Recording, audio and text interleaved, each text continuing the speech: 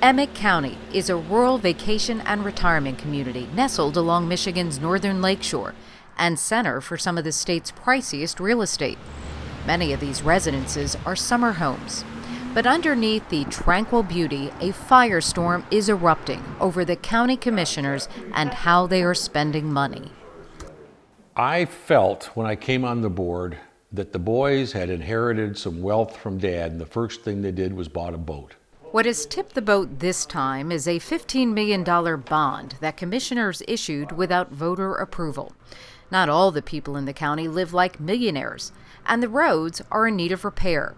But commissioners think it is more important to build a so-called dark sky observatory on a field where people have been coming for years to gaze at the stars. There may have been 1,000 people out there last night looking at the Perseid meteor shower.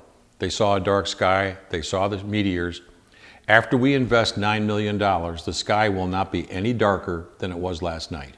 And the county is spending millions of dollars to get into the ambulance business. Did we need an ambulance service? No, we need to properly fund the current ambulance service. Obviously, Commissioner Charlie McGinnis is not on board with the spending. He is the only one. And he's been on a mission of transparency and accountability. To obtain budgets and contracts in the county he serves, he had to go through the Freedom of Information Act. He found out many of the documents did not exist. We did not provide a budget. We did not provide a scope of work. In fact, when construction began, the design drawings weren't completed. Commissioners have already spent a good sum of the bond money. This is not the latest $1 million home on the block, but an outpost for the ambulance service. It was designed by a Petoskey firm that specializes in, mansions. It will house 4 paramedics who will have access to separate bedrooms, widescreen TV, spacious laundry, and kitchen facilities. So what was going to be $450,000 was then going to be $850,000. And then according to the chairman in the newspaper was going to be $970,000. And then maybe it was going to be $1.2 million or $1.3 million. And now it turns out it's going to be $1.7 million. A second ambulance depot is going up on the north side of the county.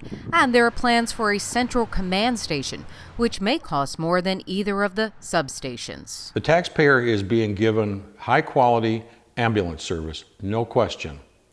But when we allocate resources, when we put money here, that means we don't put it there.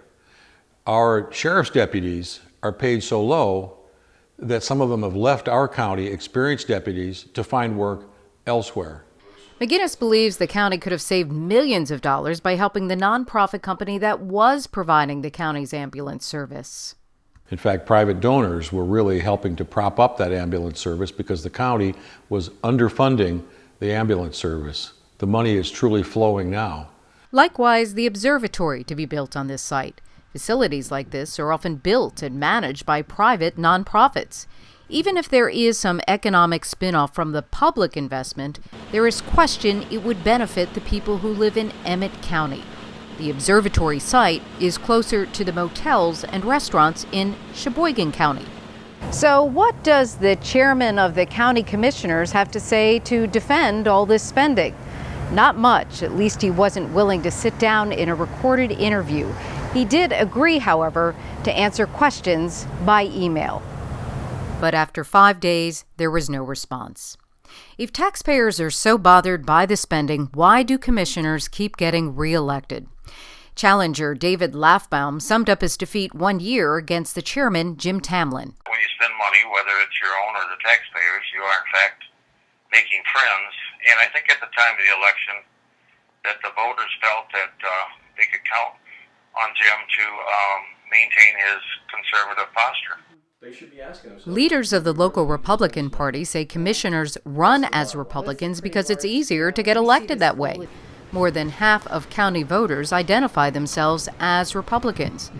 But finding someone like McGinnis, who is committed to fiscal restraint and has the time and desire for public office, is not easy. Even in our own party, we have a hard time getting people to volunteer and follow through and actually do something. You know, they all like to send emails around and complain about everything, but actually getting somebody to step up and say, I will do this, and then they actually do it is very, very difficult. Commissioners will be up for election next year. Too late to stop these projects. The only hope is that the experience will be a wake-up call. People don't step up. The vacuum is filled by the wrong people.